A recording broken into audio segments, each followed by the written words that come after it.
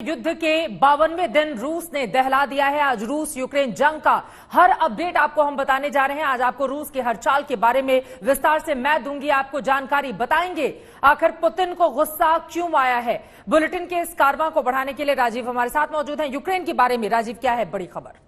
बिल्कुल, एक एक तस्वीर हम दिखाने वाले हैं। रूस यूक्रेन जंग का 52वां दिन और एक एक जो तस्वीर आई है वो दिल दहला देने वाली सामने आई है। वो तस्वीर हम आपको दिखाएंगे जो आज तक आपने नहीं देखी होगी। यूक्रेन में जगह जगह बारूद की गंध हवा में दिखाई दे रहे हैं। यूक्रेन में जगह जगह खंडहर और मलबा ही मलबा नजर आ रहा है। तो राजीव, मैं और राजीव अगले 1 घंटे तक हम दोनों आज तक के इस वॉर रूम से 4000 किलोमीटर की दूरी पर हो रही जंग के बारे में एक एक जानकारी देने जा रहे हैं विस्तार से।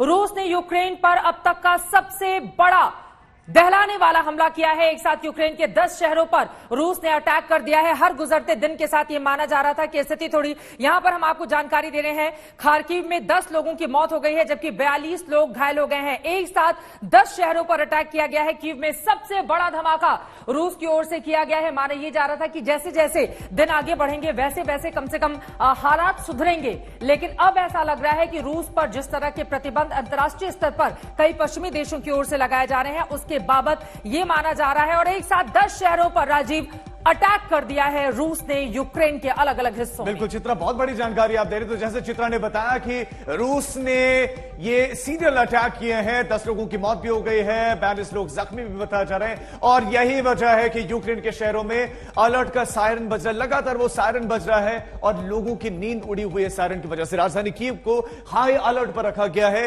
वहां पर लोगों को कहा गया कि आप अलर्ट रहें, सतर्क रहें। सायरन लगातार बज रहा है। अभी कीव नहीं लौटने की अपील की गई। जो लोग लौटना चाह रहे हैं कीव, उनसे कहा गया कि अभी फिलहाल ना लौटें। हालांकि मारियोपोल में यूक्रेनी सेना अभी डटी हुई है।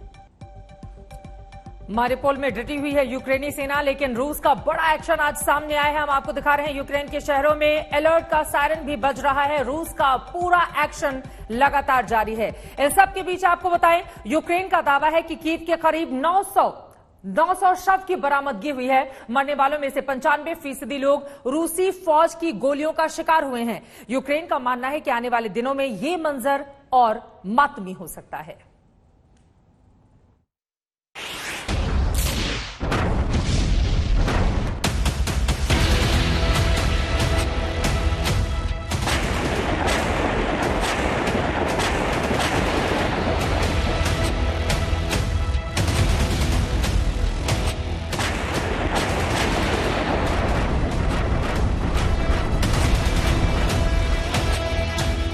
अब तक आपने कीव में बिल्डिंगों, मकानों और दुकानों की बर्बादी की तस्वीरें देखी थी।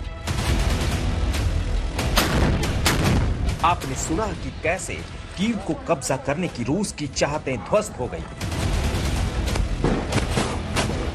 लेकिन जाते जाते भी रूस यहां आम लोगों का कत्लेआम कर गया।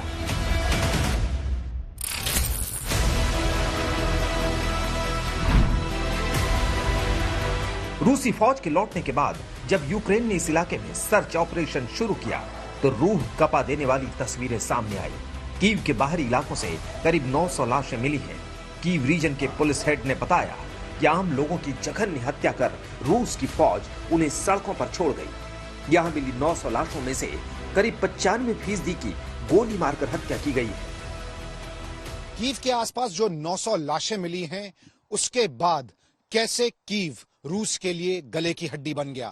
5 दिन में जीत का सपना देखने वाला रूस 52 दिन बाद भी कीव पर कब्जा नहीं कर पाया है और अब झुंझलाहट में उसने उस मिलिट्री फैक्ट्री पर हमला किया है जहां पर नेपट्यून मिसाइल बनती थीं।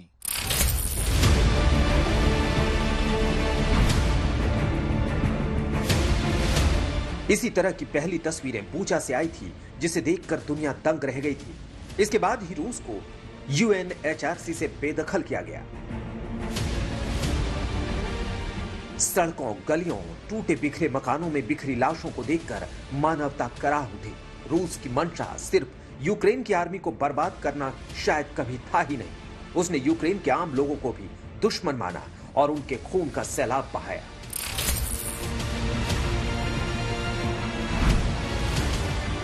ये मंजर देखकर किसका दिल नहीं रोएगा। पुतिन और उसकी सेना ने मानो सारी सीमाएं लांघ दी। ये तस्वीरें बोरोदियांका की हैं। कभी ये हंसते खेलते लोगों का आशियाना था, आज ये बर्बरता के निशान बनकर रह चुके हैं। बोरोदियांका की तस्वीरें जब सामने आई तो कलेजा कांप गया। यूक्रेन के राष्ट्रपति ज़ेलेंस्की तो यहां तक दावा कर रहे हैं कि बोरोदियांका में बूचा से भी ज्यादा नरसंहार हुआ। उनके मुताबिक यहां हजारों लोगों की जान रूस की सेना ने ली।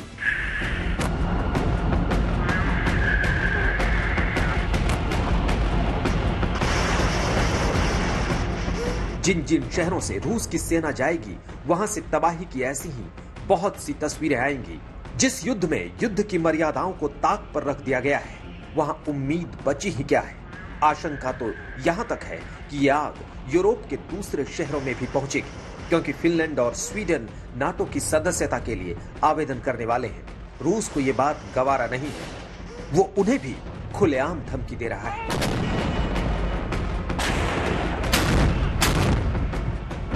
गौरव सावंत और राजेश पवार के साथ अभिषेक भल्ला, कीव, आज तक।